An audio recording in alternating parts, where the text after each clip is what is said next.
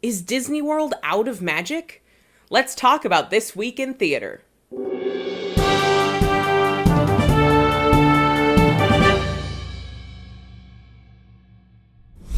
Good evening, everybody, and welcome to This Week in Theater, the show where we break down exactly what went down in theater this week.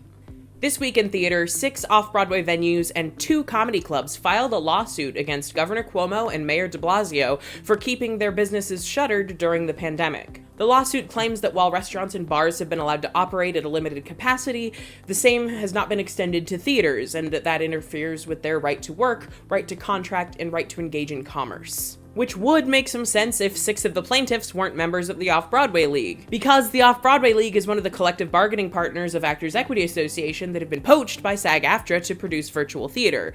So they are still actively working, contracting, and engaging in commerce. Plus, these off-Broadway venues are so small that in order to operate at the 25% reduced capacity required of restaurants, they would probably still be operating in the red or forced to raise ticket prices and further the inaccessibility of live theater. And this week in theater, across the country, most venues and theaters are still dark due to the ongoing coronavirus pandemic, and thousands upon thousands of artists are out of work and struggling to get by. But don't worry, because this week in theater, the White House added ending the coronavirus pandemic to its list of accomplishments for the Trump administration. And yet case numbers are on the rise again, with over 500,000 Americans testing positive last week alone, proving that not only is this pandemic not definitively over by a long shot, it's not even remotely under control. But perhaps it was a simple matter of miscommunication. Instead of announcing that the White House has successfully ended the coronavirus pandemic, perhaps they meant to announce that the coronavirus pandemic has been successfully ended within the White House. Equally troubling is that after pushing through a Supreme Court confirmation, Mitch McConnell has adjourned the Senate until November 9th after the election, effectively ending any talks of stimulus or any kind of economic relief, including the much-needed economic relief for the arts and culture industry. In the last 167 days, the House has passed not one but 2 versions of the HEROES Act, and Mitch McConnell has refused to give either a vote on the Senate floor. And I don't know about you, but it's a little hard to stomach arguments that increased unemployment compensation is going to disincentivize people from working from someone whose compensation is disincentivizing him from working.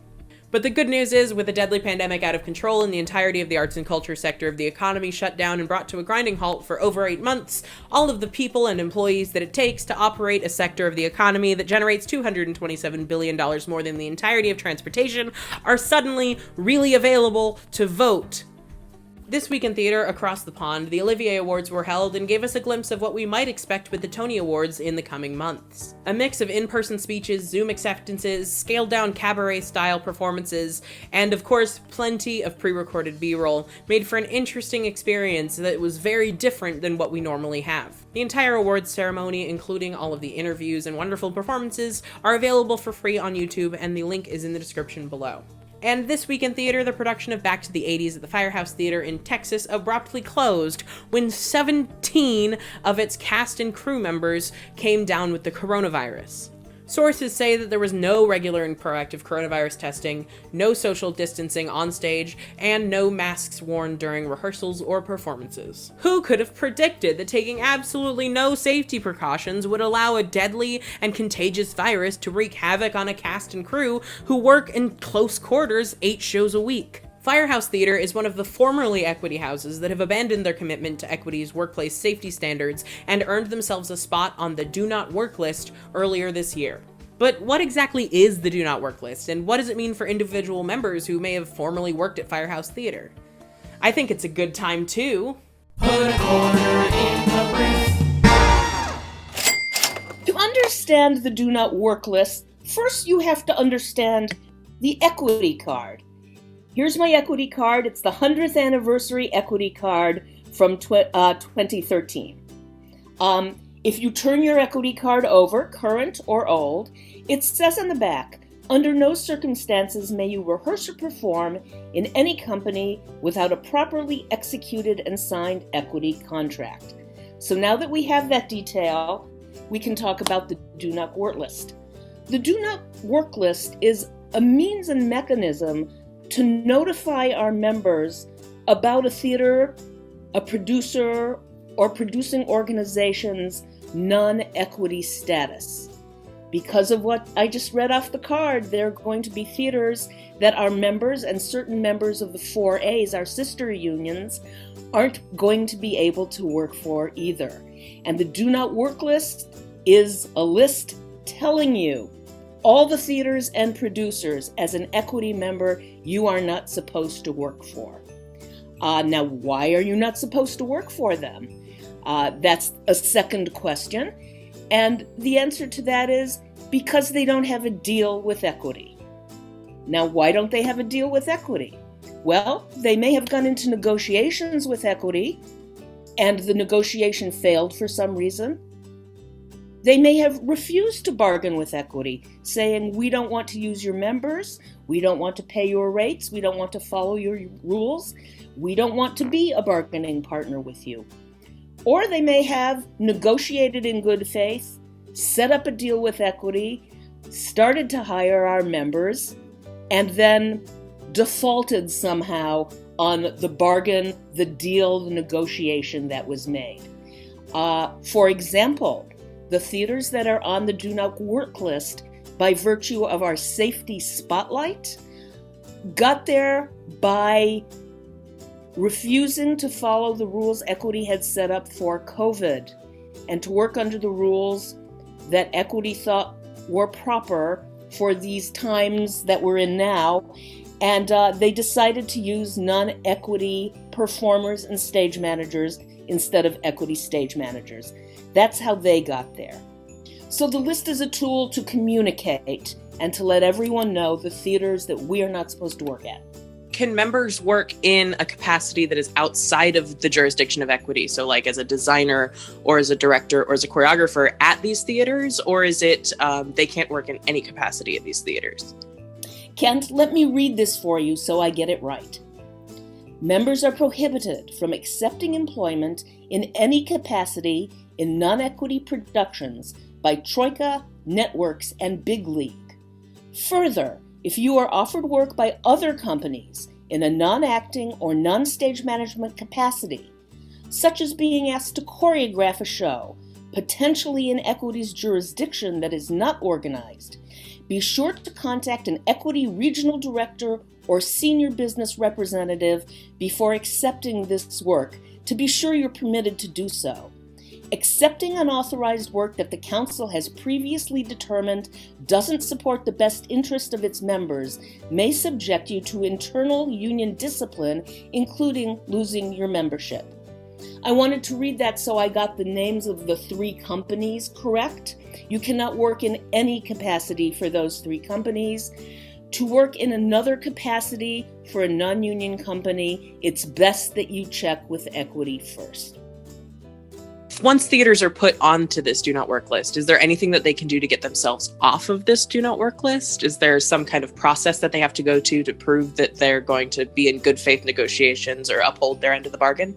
For those who did not negotiate or did not negotiate in good faith meaning that you intend to come to a positive conclusion that benefits all parties, I'm sure they can go back to the union and say, we're here, we're back, we've realized the error of our ways, or the time is now right for us to bargain with you. Let's bargain.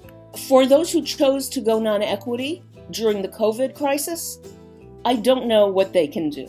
That will be up to the union. Thank you, Ruth. The Firehouse Theater should be a cautionary tale to performers and producers alike who think that the rules of masks, social distancing, and regular and proactive coronavirus testing don't apply to them. It's such a clear example of a company selfishly and knowingly putting its employees at risk in order to turn a profit.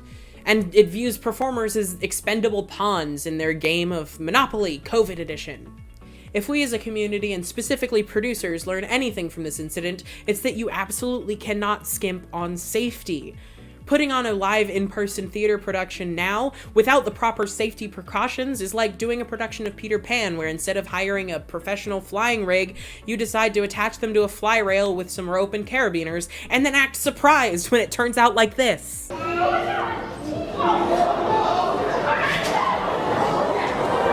My apologies to anyone involved in that production. This week in theater, the Walt Disney World Resort here in Florida laid off almost all of its equity talent, gutting the entertainment department and laying off entire casts of shows. Almost every single live entertainment offering on the property was affected, including stage show staples, Finding Nemo the Musical, Indiana Jones Epic Stunt Spectacular, Festival of the Lion King, Beauty and the Beast Live on Stage, Voyage of the Little Mermaid, Hoop-Dee-Doo Revue, Monsters Incorporated Laugh Floor, and the Jedi Training Academy. Streetmosphere, including the Dapper Dans, Citizens of Hollywood, and Main Street USA performers, and almost all of the holiday offerings, including the Candlelight Processional and the Christmas Around the World performers. Some of these shows have been around for literally decades. Hoop-Dee-Doo Revue, for example, has been around for almost 50 years, making it a longer run than any Broadway show in the history of Broadway.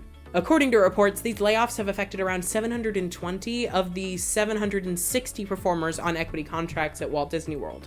The Memorandum of Understanding between Actors Equity Association and Walt Disney World Resort regarding these layoffs states that performers that have been affected have the right to be recalled to work before any new performers are hired through the end of next year, which is when the collective bargaining agreement between Actors Equity Association and Walt Disney World is up for renegotiation. The shows have not been officially canceled forever, but these layoffs mean that they probably have no intention of bringing live entertainment back to the resort anytime in the near future. My worry is that Disney is taking advantage of this pandemic as an excuse to cut ties with Actors Equity Association. So they're essentially going to run out the clock on the collective bargaining agreement and then bring back the exact same shows but with non-union performers so they don't have to deal with the same salary and workplace protections that Actors Equity Association guarantees to its members. Though I've never personally worked at Walt Disney World, these layoffs really hit close to home.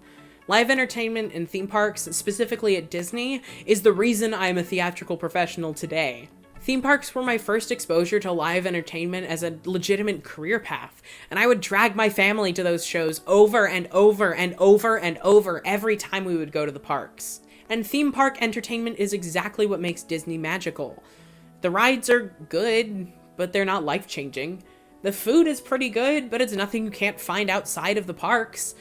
Entertainment is what makes Disney magical. It's the performers that make a memorable experience. If you have ever had a positive experience with live entertainment at Disney World, please do me a huge favor and tell them about it at the email address that is on your screen now or in the description below, because they need to hear from guests. And if you're ever at any theme park at all, not just Disney, take the time at the end of your day to go to guest services and fill out a survey so that you can tell them that you want more live entertainment in the theme park. I know this is a kind of bleak way to end the show, talking about layoffs, corporate greed, and disgusting union busting on the part of what's supposed to be the most magical place on Earth. At least those poor, starving Walt Disney World executives have had their salaries restored to their full pre-pandemic amounts, and Disney has put out a much-anticipated press release announcing that the entrance to the theme parks will be getting a new coat of paint. Because if there's one thing Disney World has right, it's its priorities. If you enjoyed this video, do me a huge favor and give it a big thumbs up, mostly for the YouTube algorithm, but a little bit for the ego boost. Thank you so much for watching. My name is Kent, and that was This Week in Theater. This snazzy feathered production assistant, as well as other cool stage management merchandise, is now available at kentjamescollins.com/store. Link in the description below.